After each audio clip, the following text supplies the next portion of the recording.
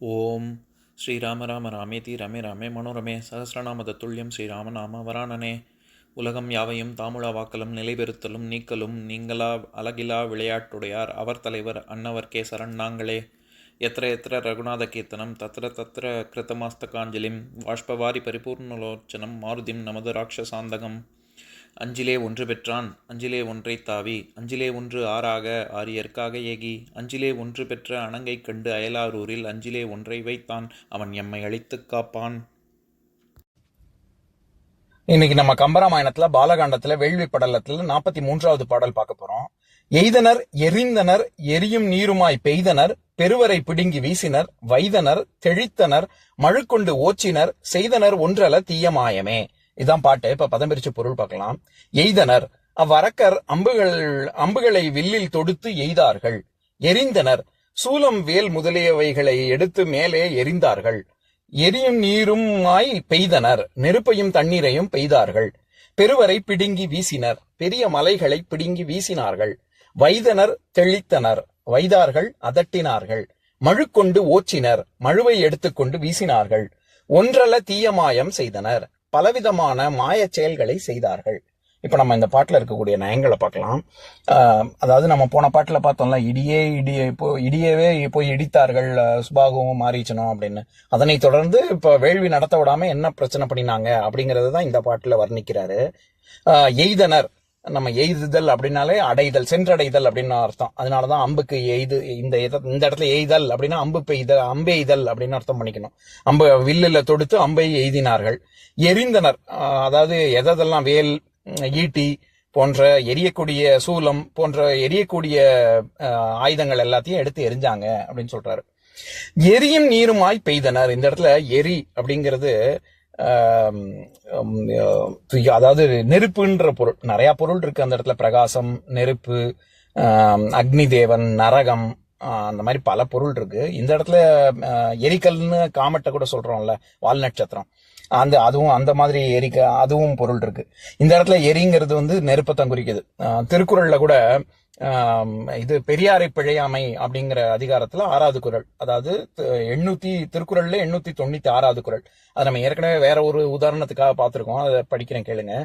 எரியால் சுடப்படினும் உய்வுண்டாம் ஒய்யார் பெரியார் பிழைத்தொழுகுவார் அப்படின்னு. அதாவது அதுக்கு பரிமேலழகர் உரையில் அவர் என்ன சொல்லியிருப்பாருன்னா, காட்டு தீயில சுடப்பட்டு அவனுக்கு காயம் வந்து அதுல இருந்து தப்பிச்சவங்க கூட இருக்காங்க. ஆனா பெரியவர்கள் வந்து அவமதிச்சு நடந்துகிட்டவங்க வந்து உயிர் தப்பினதான் சரித்திரமே இல்லை அப்படின்னு. அது ஆகவே ஆகாது அப்படின்னு எதுக்கு சொல்ல வரேன், இந்த இடத்துல எரி அப்படிங்கிற எரியால் சுடப்படினும் அப்படின்னு வருது இல்ல, அதுக்கு வெறும் நெருப்பால் அப்படின்னு அர்த்தம் பண்ணாம பரிமேலழகர் காட்டு தீன்னு அர்த்தம் பண்ணிருப்பாரு. அந்த மாதிரி இந்த இடத்துல வேள்வி நடத்த விடாம செய்யணும். அதுக்கு இவங்க என்னெல்லாம் பண்றாங்க, ஒண்ணு அந்த இடத்துக்கே நெருப்பு மழை மாதிரி போய் முழுசா நெருப்பு அள்ளி வீசினா அந்த இடமே சுட்டு பொசுங்கிடும்ல, ஒன்னும் வேள்வியே நடத்த முடியாது. இல்லாட்டி ஏற்கனவே இருக்கக்கூடிய ஹோமத்துல நெருப்பு இருக்கு, அந்த இடத்துல மழை நீரை எடுத்து நீர் மழை, அதாவது பெருசா மழை பெய்யற மாதிரி பண்ணோம்னா அப்பயும் வேள்வி நடத்த முடியாதுல்ல. அதனாலதான் எரியும் நீருமாய் பெய்தனர் அப்படின்னு கம்பர் சொல்றாரு.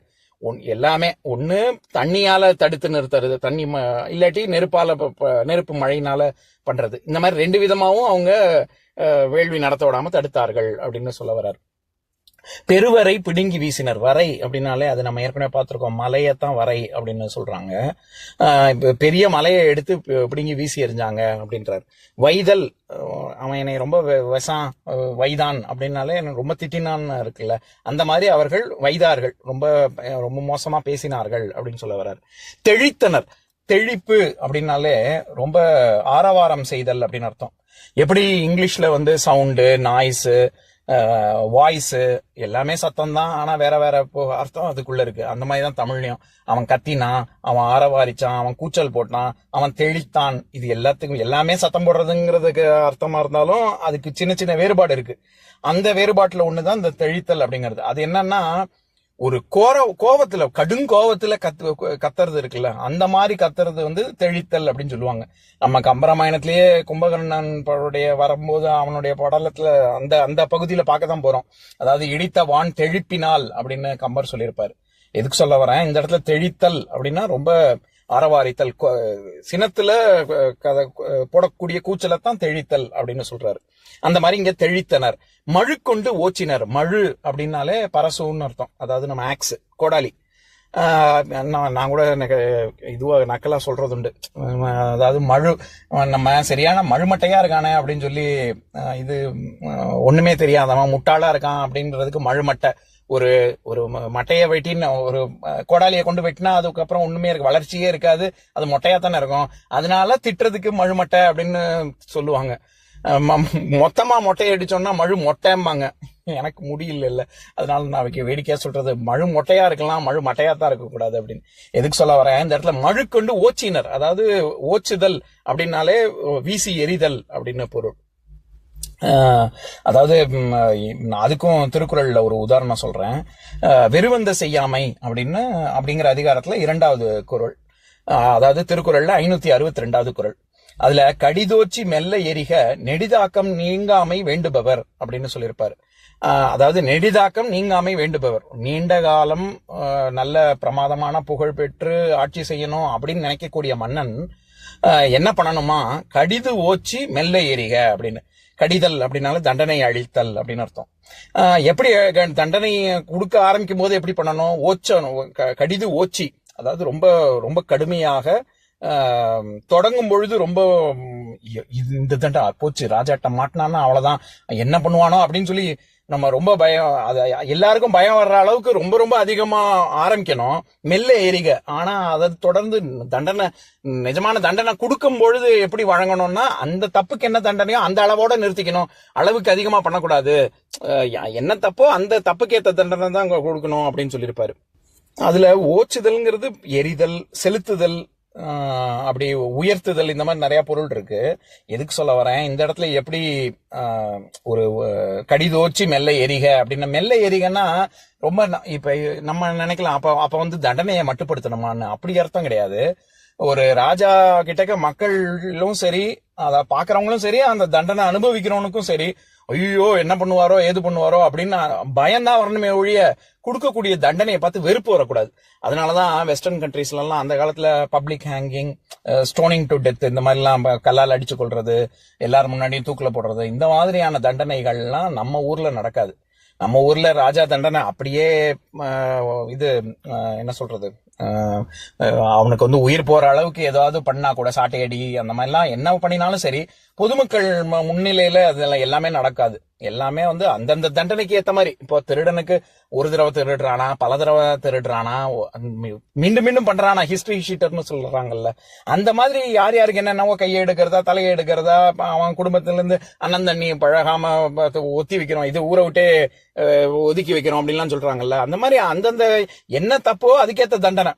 இது இன்னொரு விதமாகவும் சொல்லலாம். என்னன்னா, இப்ப சோல்ஜர்ஸ், இது ராணுவத்துல வேலை பார்க்கறவங்களா இருந்தாலும் சரி, போலீஸ்ல இருக்கக்கூடிய காவல்துறையில இருக்கக்கூடியவங்களுக்கும் இந்த பிடிஎஸ்டின்னு சொல்லுவாங்க, போஸ்ட் ட்ராமேட்டிக் ஸ்ட்ரெஸ் டிசார்டர் அப்படின்னு.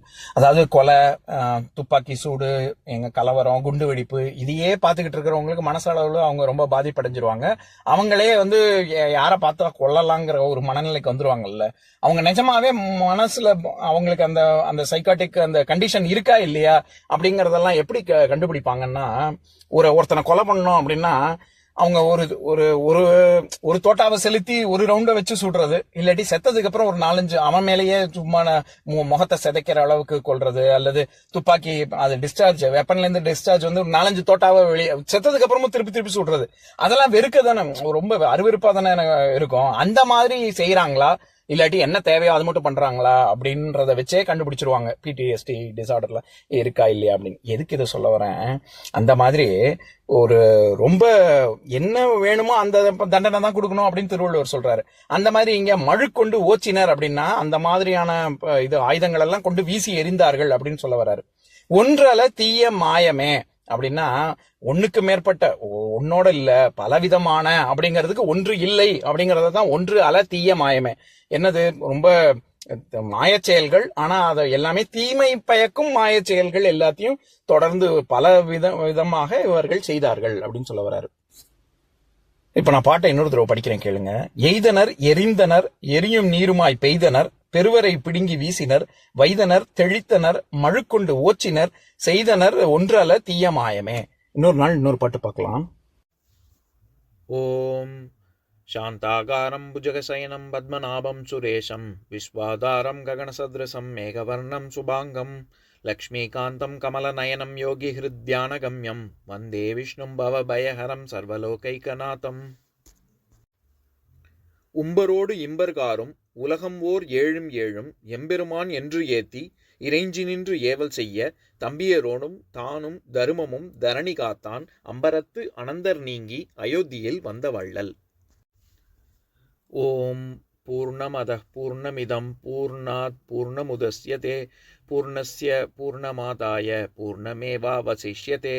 ஓம் சாந்தி ஷாந்தி ஷாந்திஹி. ஓம் சர்வேஷாம் ஸ்வஸ்திர்பவது சர்வேஷாம் சாந்திர்பவது சர்வேஷாம் பூர்ணம் பவது சர்வேஷாம் மங்களம் பவது. ஓம் சாந்தி ஷாந்தி ஷாந்திஹி. ஓம் சர்வே பவந்து சுகினः சர்வே சந்து நிராமயாः சர்வே பத்ராணி பஷ்யந்து மா கஷ்சித் துக்கபாக் பவேத். ஓம் சாந்தி ஷாந்தி ஷாந்திஹி.